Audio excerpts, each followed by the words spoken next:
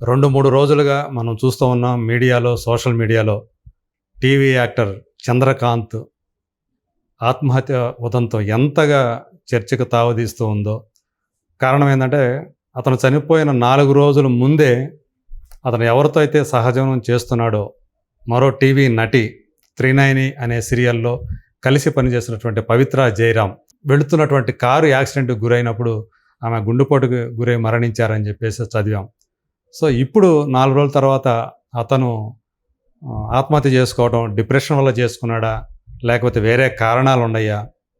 ఎందుకంటే తనకి ఆల్రెడీ వివాహమయ్యి 2015లో భార్య, 2 పిల్లలు ఉన్నారు.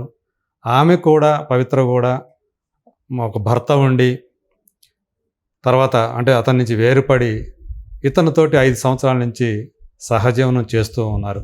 సో అలాంటి వాళ్ళిద్దరూ కూడా ఒకరు యాక్సిడెంట్లో, ఇంకొకరు ఆత్మహత్య ద్వారా మృతి చెందడం అనేది మొత్తం ఇటు కేవలం టీవీ ఇండస్ట్రీని కాక ఓవరాల్ ఎంటర్టైన్మెంట్ ఇండస్ట్రీని ఒక కుదిపేసింది. అనేక చర్చల కంటే బంధాల గురించి, ఫ్యామిలీ అనుబంధాల గురించి, అలాగే వివాహేతర సంబంధాలని చర్చకు పెట్టింది. సో ఈ నేపథ్యంలో అసలు చంద్రకాంత్ ఇలాంటి పనికి తన భార్య పిల్లలు ఉండగా మరో స్త్రీతో సంబంధం పెట్టుకొని ఆమె చనిపోతే అది తట్టుకోలేక చనిపోయాడా? అది ఏంటి అతను మానసిక పరిస్థితి ఎలా ఉండి ఉంటుంది ఆ టైంలో? ఈ విషయాన్ని మనతో మాట్లాడటానికి, చర్చించడానికి సీనియర్ జర్నలిస్ట్ అలాగే విశ్లేషకులు భరద్వాజ్ గారు ఉన్నారు. సార్ నమస్తే. నమస్తే అండి. సో ఇది మనం చూస్తూ ఉన్నాం. సో మొదట పవిత్ర ఆమె చనిపోయినప్పుడు ఒక మామూలుగా స్పందించాయి, ఒక టీవీ నటి ఇలా యాక్సిడెంట్ జరిగిందని. ఏరేజ్ చంద్రకాంత్ ఆత్మహత్య చేసుకున్నాడు అనేది వచ్చేటప్పుడు ఒక్కసారిగా షాక్కు గురయ్యారు అంతా కూడా. నిజంగా దాని మీద ఎవరెవరో వస్తున్నారు, మాట్లాడుతున్నారు, మీడియాలో రకరకాల వ్యాఖ్యానాలు వినిపిస్తున్నాయి, ఎవరికి తోచింది వాళ్ళు చెప్తున్నారు, చంద్రకాంత్ని విలన్ చేస్తున్నారు.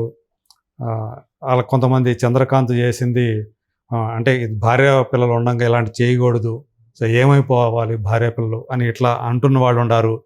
సో అట్లాగే అంటే పవిత్రకి అతనికి ఉన్న అనుబంధాన్ని కొంతమంది సమర్థిస్తున్న వాళ్ళు ఉన్నారు, కొంతమంది వ్యతిరేకిస్తున్న వాళ్ళు ఉన్నారు. ఈ ఉదంతాన్ని మనం ఎలా అర్థం చేసుకోవాలంటారు? అంటే ధార్మిక కోణంలో చూస్తున్నారు చాలామంది. ఈ ధార్మిక కోణంలో చూసిన వాళ్ళు దీని మీద ఓవర్గా రియాక్ట్ అవుతున్నారు. ఒకటి గుర్తుపెట్టుకోవాల్సిన విషయం ఏంటంటే, భార్య భర్త బంధం అది నిండు నూరేళ్ళు ఉండాలి, ఇలాంటివి ఆకాంక్షలు మాత్రమే. వాళ్ళిద్దరూ ఇద్దరు ఇండివిజువల్స్ అనే విషయం మర్చిపోతున్నారు. మనకి సహజంగా సెలబ్రిటీస్ విడాకులు తీసుకున్నప్పుడు చాలా తీవ్రమైన చర్చలు జరుగుతూ ఉంటాయి. అలా ఎలా విడిపోయారు, ఎలా విడిపోతారు అన్న లెవెల్లో. అలాగే మన ఎన్నికల సందర్భంగా కూడా ఏపీ ముఖ్యమంత్రి ధార్మిక ప్రసంగమే చేశాడు పవన్ కళ్యాణ్ వ్యవహారంలో. ఓకే, ఆయన విడాకులకి సంబంధించి ఒక ధార్మిక ప్రశ్నను లేవనెత్తాడు. నిజానికి ఆయన ఒక రాజ్యాంగ వ్యవస్థకి ప్రతినిధిగా ఉన్నాడు, ఉండి ధార్మిక ప్రవర్తగా మాట్లాడాడు. అవును, అంటే చట్టపరంగా ఉన్న పక్కన పెట్టేసి ధార్మిక కోణంలో మాట్లాడటం అనేది కరెక్ట్ కాదు. అలాగే ఇక్కడ కూడా హ్యూమన్ రిలేషన్స్లో ఒక డెమోక్రసీ ఉండాలి. భార్య భర్తకి కొంత స్పేస్ ఇవ్వాలి, వాళ్ళకి స్పేస్ ఇచ్చి వాళ్ళకి సంబంధించిన దేన్నైనా తను యాక్సెప్ట్ చేయగలిగి ఉండాలి. ఇదే పద్ధతిలో వాళ్ళు వ్యవహరించాలి. ఎవరైనా సరే, ఇద్దరు రెండు ఆడవాళ్ళు కానీ మగవాళ్ళు కానీ ఎవరి స్పేస్ వాళ్ళకి ఇవ్వాలి. ఇద్దరు ఒకేలా ఆలోచించరు, ఏ ఇద్దరు మనుషులు ఒకేలాగా ఆలోచించరు అనేది ముందు గుర్తించాలి. కరెక్ట్, గుర్తించి అది అర్థం చేయించాలి. అలాగే పెళ్ళిళ్ళు కలకాలం ఉంటాయి అన్న టైప్లో మోటివేట్ చేయకుండా విడిపోయే హక్కుని రిజర్వ్ చేసి వీళ్ళిద్దరిని కలిపి ఉంచుతున్నాము అని గనక అనగలిగితే, అంటే ఏ క్షణమైనా విడిపోయేటువంటి వెసులుబాటు ఉండాలి జంటకి. అంటే చాలా సందర్భాల్లో ఏమవుతుందంటే, ఒక టైంలో ఒకళ్ళ పట్ల ఇష్టం ఏర్పడుతుంది, వీళ్లతో ఉన్నాం కాబట్టి ఇంకెవరిని చూడకూడదు, ఇంకెవరినైనా సరే మనం సోదరిగానే భావించాలి అనే పరిస్థితి అన్ని సందర్భాల్లోనూ కుదరని ఒక విచిత్రమైన స్థితి ఏర్పడుతుంది. స్థితి ఏర్పడుతుంది. అది ఏర్పడదు అని అనుకోవడం తప్పు. ఎందుకంటే మనిషి మెదడుకి సంబంధించిన వ్యవహారం, రుచులు అభిరుచులకు సంబంధించిన వ్యవహారం అది. మీరు టోటల్ బ్రెయిన్స్ని కంట్రోల్లోకి తీసుకుని మీరు డిజైన్ చేస్తే తప్ప అది సాధ్యం కాదు. ఇప్పుడు ఈ విషయంలో ఆయన పెళ్లి చేసుకున్నాడు. చాలా చోట్ల ఇళ్లలో గొడవలు ఎక్కడొస్తాయి, ఎందుకు వస్తాయి గొడవలు అంటే, ఏ ఇద్దరైనా సరే వాళ్ళు పెళ్ళైపోయిన తర్వాత ఒకళ్ళు ఆ విలువకి కట్టుబడి ఉంటారు. ఇక్కడ అంటే నేను మధ్యలోకి వస్తున్నాను.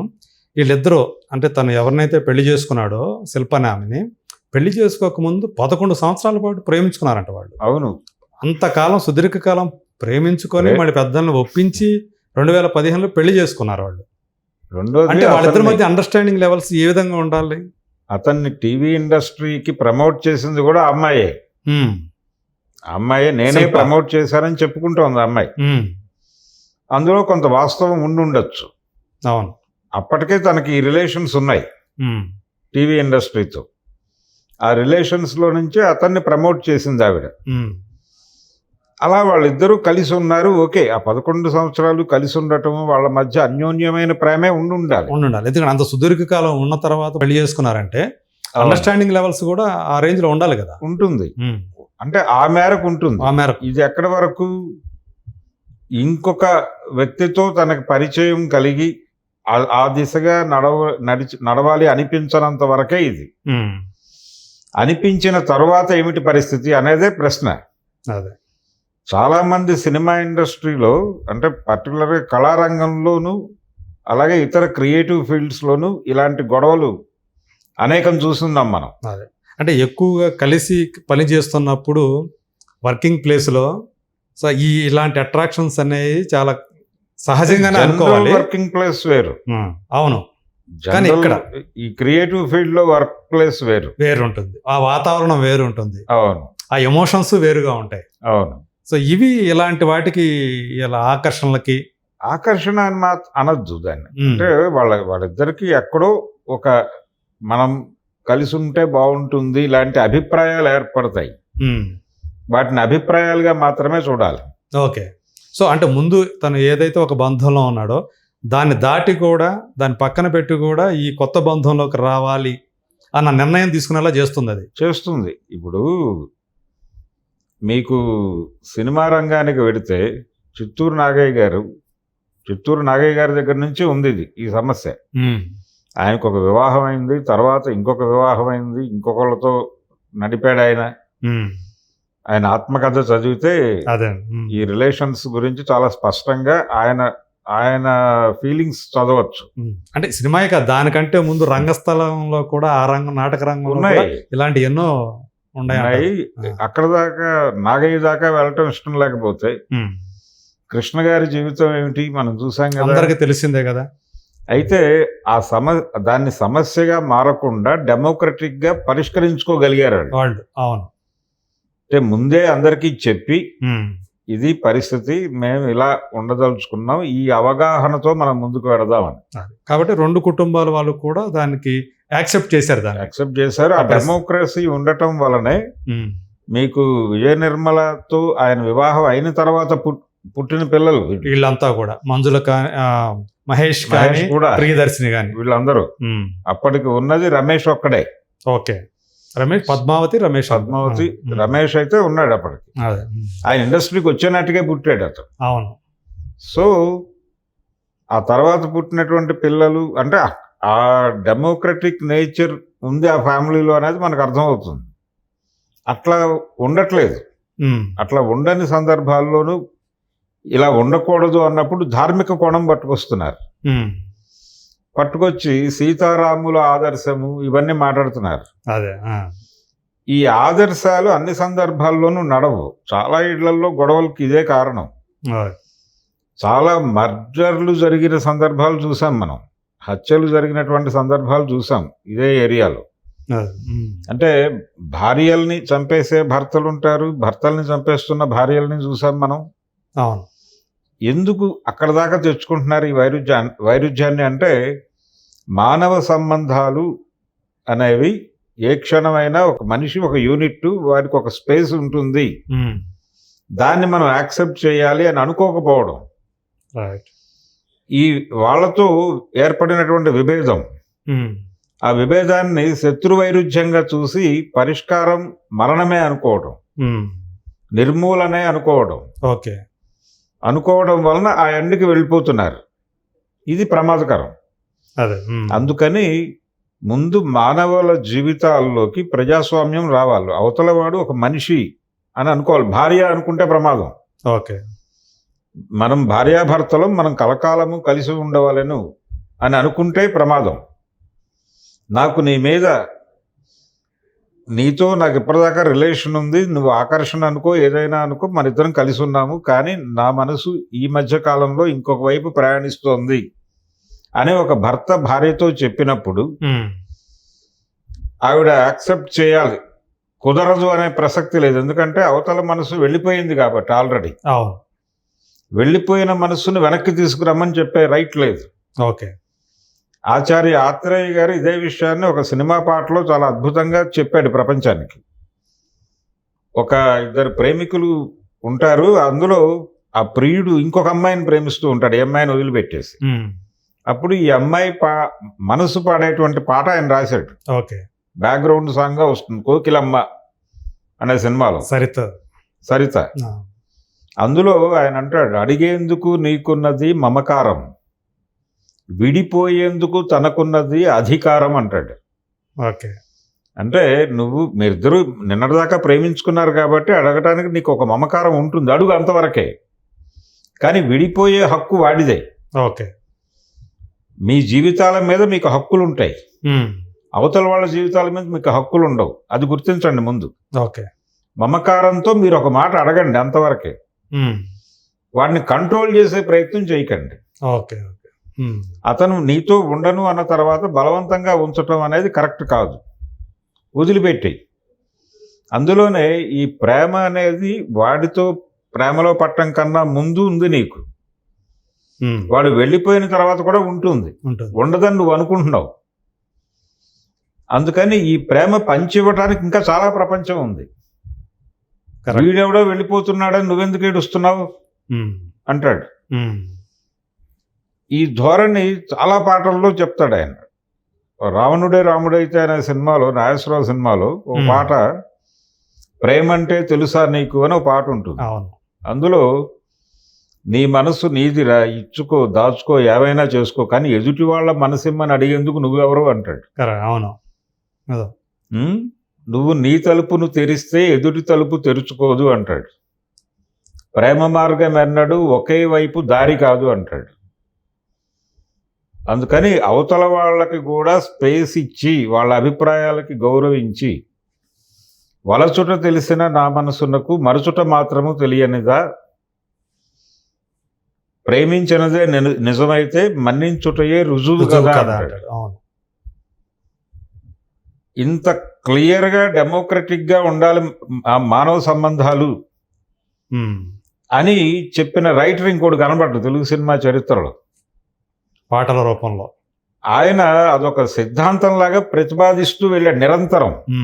ప్రతి అవకాశం దొరికినప్పుడల్లా చెప్పుకుంటూ వెళ్ళాడు, ఒక ఉద్యమం లాగా. అంటే అక్రమ సంబంధాలు తద్వారా ఏర్పడేటువంటి వినాశనాలు చూసి తట్టుకోలేక ఆయన ఇట్లా ఆయనకి ఒక ఇల్లీగల్ అఫైర్ ఉండేది ఒక హీరోయిన్తోనే. ఆ గొడవ వేరు. ఆ సందర్భంగా అనేక సమస్యలు ఎదుర్కొని ఉంటాడు. దానిలో నుంచి ఈ సిద్ధాంతం పుట్టుకొచ్చి ఉండొచ్చు. అదే తన అనుభవాల ద్వారా వచ్చినటువంటి ఏవైతే ఉన్నాయో అదంతా ఇలా పాటల రూపంలో వ్యక్తీకరించి ఉండొచ్చు. కానీ నిరంతరం దాన్ని చెప్తూ వెళ్ళాడు. అవకాశం దొరికిన చోటల్లా ఆ విత్తనం నాటుకుంటూ వెళ్ళాడు.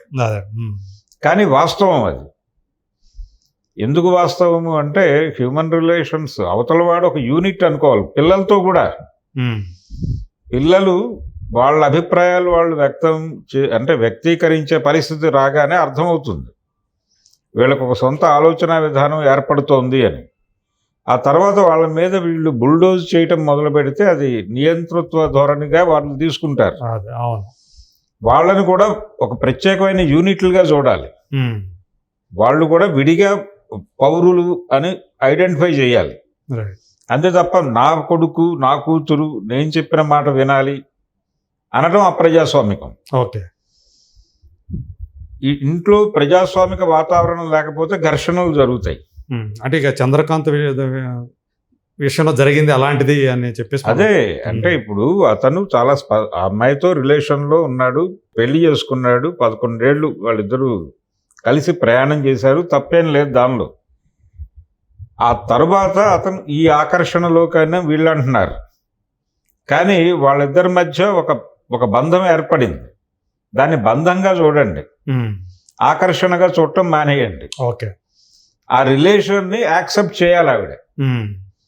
అలాగే ఆవిడ ఇంకేదైనా ఒక బంధంలోకి పెడితే ఇతను యాక్సెప్ట్ చేయాలి. ఓకే. యాక్సెప్ట్ చేసేస్తే గొడవ లేదు. వన్స్ ఫర్ ఆల్ నీ దారి నీది అనుకుని వదిలేయటమే. మన్నించుటయే రుజువు కదా అన్నట్టుగా నీ సుఖమే కోరుకున్నా అంటాడు ఆయన. అవును. నిన్ను వీడి అందుకే పెడుతున్నా అంటాడు. ఆ పద్ధతిలో ఉండాలి. ఉంటే గొడవే ఉంది, ఎవరి జీవితాలు వాళ్ళు గడుపుకుంటారు కదా హాయిగా. ఎప్పుడైతే ధార్మిక కోణం వస్తుందో మనం వివాహ వ్యవస్థ దాన్ని కాపాడాల్సిన బాధ్యత ఉంది మనకి, విశృంఖలం అవుతుంది సంబంధాలు, ఇవన్నీ తప్పు.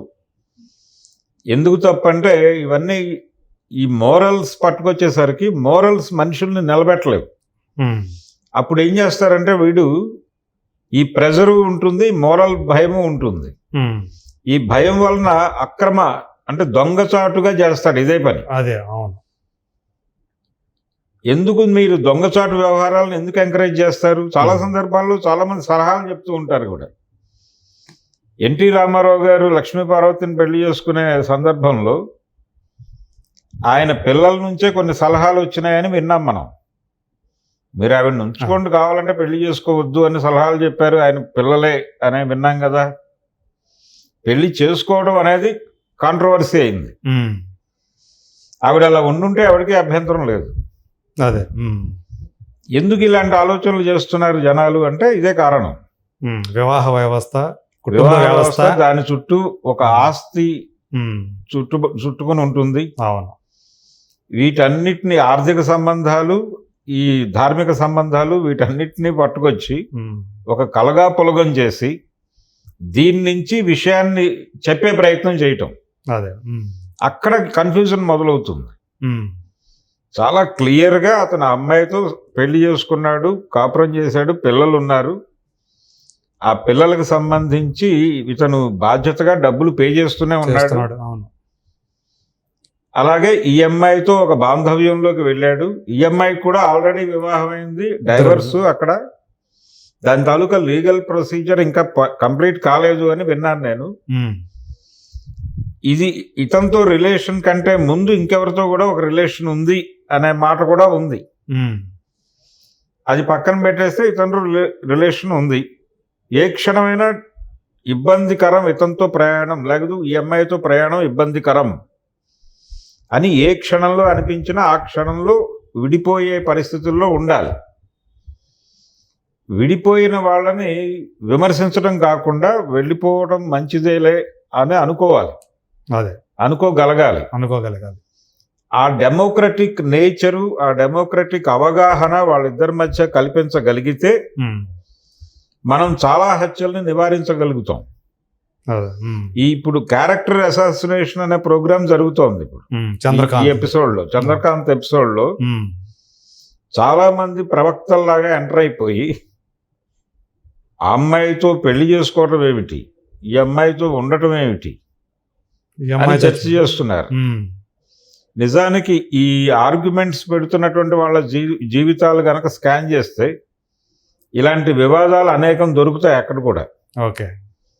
ఎవరు అంటే ప్రతి ఒక్కరూ కూడా వాళ్ళ మనసు, వాళ్ళ శరీరము చెప్పేటువంటి అభిప్రాయాలని గౌరవించి కొన్ని పనులు చేస్తారు. అవి ధార్మికంగా తప్పై ఉండొచ్చు, దాన్ని ఓపెన్ చేయడు వాడు. చెప్పడు, బయటికి చెప్పడు, రహస్యంగా ఉంటాయి. ఇప్పుడు చాలా అంటే 2 రాష్ట్రాల్లో సెన్సేషన్, ఒక రాష్ట్రంలో పర్టికులర్గా ఏపీలో సెన్సేషన్ క్రియేట్ చేసిన ఒక హత్య ఉంది కదా రాజకీయంగా. వివేకం అనే పేరుతో సినిమా కూడా తీశారు. అక్కడ కూడా వివాదం ఏమిటి, ఒక ఆయన వేరే వివాహం చేసుకున్నాడు, ఆ కోణం కూడా వస్తుంది అందులోకి. అది కూడా చర్చకు వచ్చింది కదా. ఆస్తులు వెళ్ళిపోతాయేమో అని అనుకున్నారు వీళ్ళు. ఆ ఉద్దేశంతో వీళ్ళ అంటే ఫస్ట్ వైఫ్, అల్లుడు, వీళ్ళందరూ కలిసి అల్లుడు అంటే ఎవరో కదా, బావమరిదే, వాళ్ళందరూ కలిసి డిజైన్ చేశారు. ఆల్రెడీ ఆయన్ని ఫైనాన్షియల్గా కట్టడి చేసే ప్రయత్నం చేశారు, ఆయనకి చెక్ పవర్ తీసేశారు. ఈ ప్రచారం జరుగుతోంది కదా. దీని ఎక్స్టెన్షన్ ప్రచారం ఇంకోటి ఉంది అక్కడ. ఆ ఎక్స్టెన్షన్ ప్రచారం ఏంటంటే కొంచెం ఆయన ఈ వ్యవహారాల పట్ల, అంటే కొన్ని రిలేషన్స్ ఇలాంటివి చాలా ఉన్నాయి ఆయనకని, ఆయన పెద్దగా దీనికి ధార్మిక విలువ ఇవ్వడు, ఆయన ధోరణిలో ఆయన వెళ్ళిపోతాడు అనేవాళ్ళు కూడా చాలా మంది ఉన్నారు అక్కడ ఆ ఏరియాలోనే. దానికి సంబంధించిన చాలా వివాదాలు ఉన్నాయి ఆయన జీవితంలో అని మాట్లాడుతున్న వాళ్ళు ఉన్నారు. ఇది ఒకటే కాదు అని. అంటే బయటకు వచ్చిన వీడియో తాలూకా కేసు ఒకటే కాదు, ఇలాంటి కేసులు చాలా ఉన్నాయి. అయితే ఆయన హత్య జరిగిన పద్ధతి ఉంది కదా, చాలా క్రూడ్ అండ్ క్రూయల్గా జరిగింది ఆ హత్య, బ్రూటల్గా. అంటే ఒక రకంగా సైకిక్ నేచర్తో ఆ హత్య జరిగినట్టుగా కనిపిస్తుంది చూస్తే. అంత కిరాతకంగా చేశారు. అలా చేయటానికి ఒక మోటివ్ ఉండాలి కదా చేసేవాడికి. జనరల్ ప్రొఫెషనల్ కిల్లర్ అలా చంపడు. వాడికి ఏదో ఇండివిజువల్ గ్రడ్జ్ ఉంది, ఒక కసి ఉంది. ఎందుకు ఆ కసి వచ్చి అంత కసి రావడానికి ఏమిటి, ధార్మిక కోణమే. అంటే ఆ చంపిన వాడి తాలూకా వాళ్ళతో ఎవరితోనైనా ఇన్ మిస్బిహేవియర్ అని వాడు అనుకునేది చేసి ఉండొచ్చు.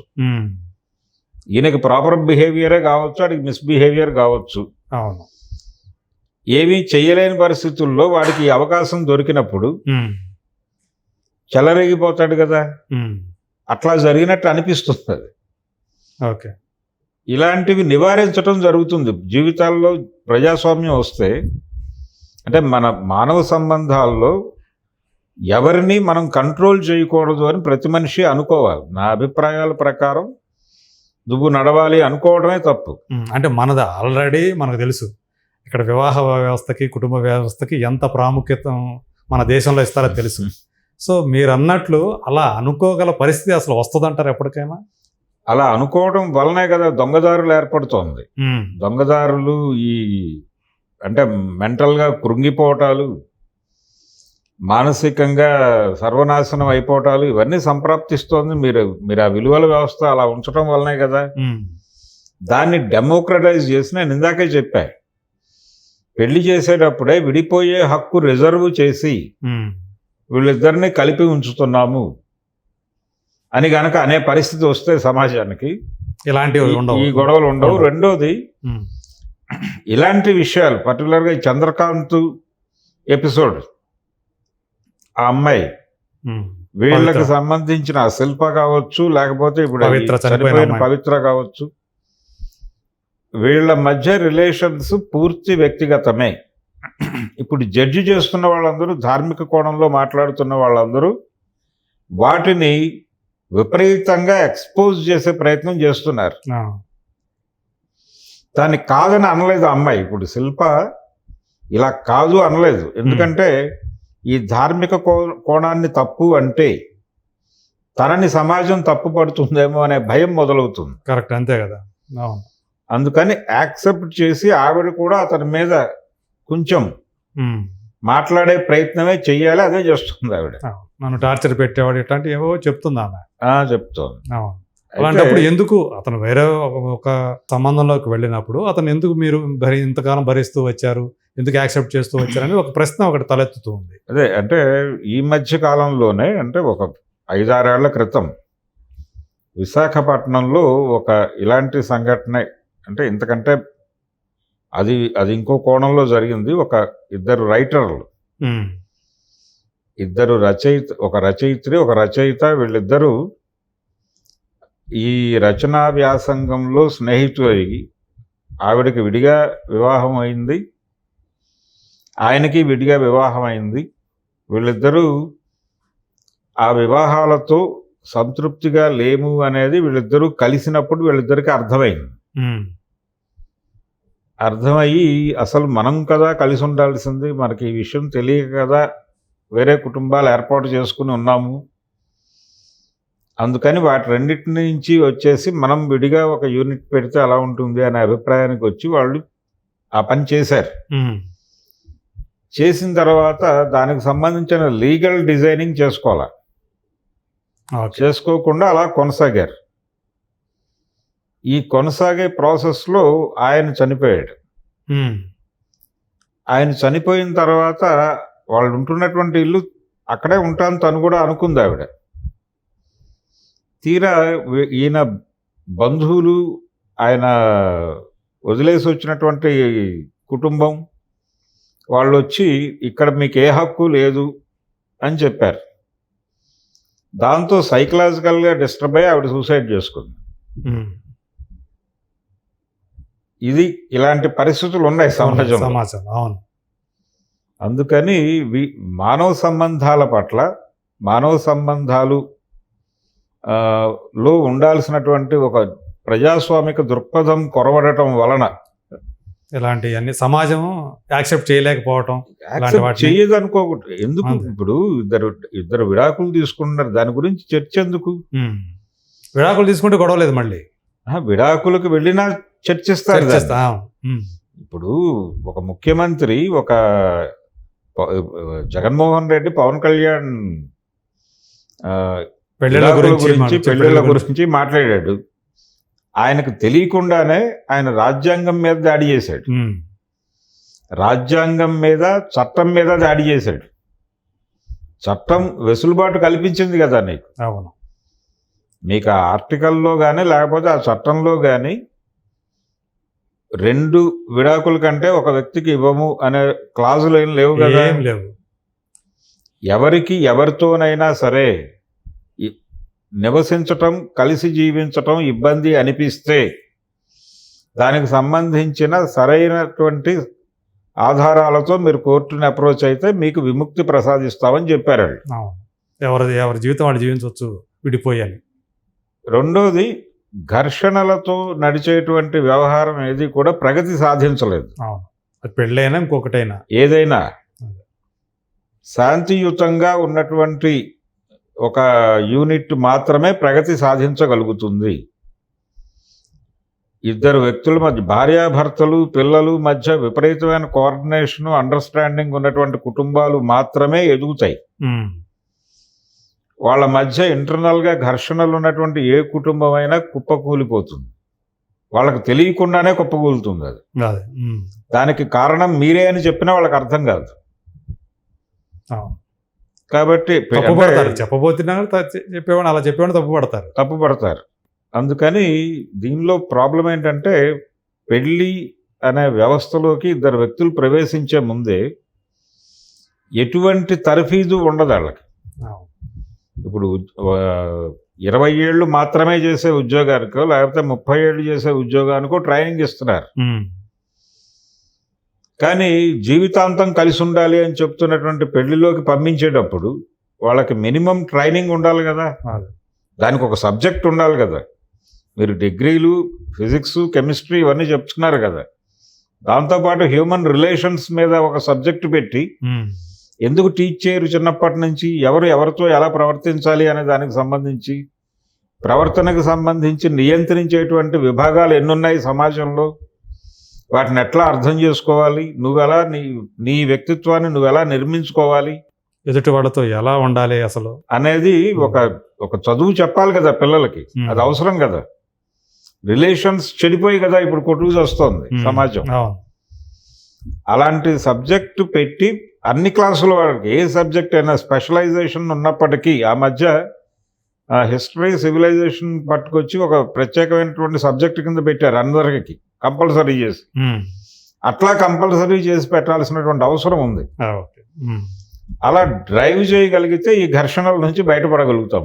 ఇది నిజంగా చెప్పాలంటే ఇది వెరీ గుడ్ సజెషన్ అని చెప్పాలి. ఇలా ఇలా గనక ఉంటే మన విద్య ఉంటే చిన్నప్పటి నుంచి పిల్లలకి మానవ సంబంధాల గురించి, అనుబంధాల గురించి, సో ఎలా అసలు సమాజం అంటే ఏంటి, సమాజంలో ఎలా మనం మన పాత్ర ఎలా పోషించాలి, ఇవన్నీ కనుక మనం చిన్నప్పటి నుంచి కనుక మనం మీరు చెప్పినట్టు కనుక చెప్తే వాళ్ళు తెలుసుకుంటారు ప్రపంచం అంటే ఏంటని తెలిసేది. ఇలాంటి రిలేషన్షిప్స్ని కూడా అర్థం చేసుకుంటారు వాళ్ళు. ఆ రోజులు రావాలని కోరుకున్నాం.